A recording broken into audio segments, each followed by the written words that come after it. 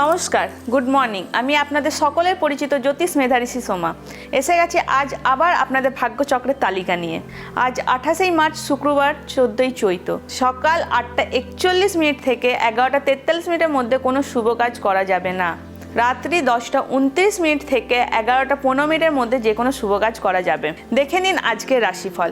মেষ রাশি, এই রাশির জাতক ও জাতিকারা যে কোনো যোগাযোগে সফলতা পাবে। বৃষ রাশি, এই রাশির জাতক ও জাতিকারা নিজের চেষ্টায় করবেন অর্থ উপার্জন। মিথুন রাশি, এই রাশির জাতক ও জাতিকাদের শারীরিক অবস্থা খুব একটা ভালো যাবে না। কর্কট রাশি, এই রাশির জাতক ও জাতিকাদের ব্যবসায়ী ভাগ্য শুভ, তাই কোনো ব্যবসা করলে উন্নতি হবে। সিংহ রাশি, এই রাশির জাতক ও জাতিকাদের হবে ধনোন্যাস ও যে কোনো যোগাযোগে থাকবে বাধা। কন্যা রাশি, এই রাশির জাতক ও জাতিকাদের মানসিক অবস্থা ভালো যাবে না। তুলা রাশি, এই রাশির জাতক ও জাতিকাদের নতুন যোগাযোগে উন্নতি। বৃশ্চিক রাশি, এই রাশির জাতক ও জাতিকাদের সব রকম কর্মে হবে উন্নতি।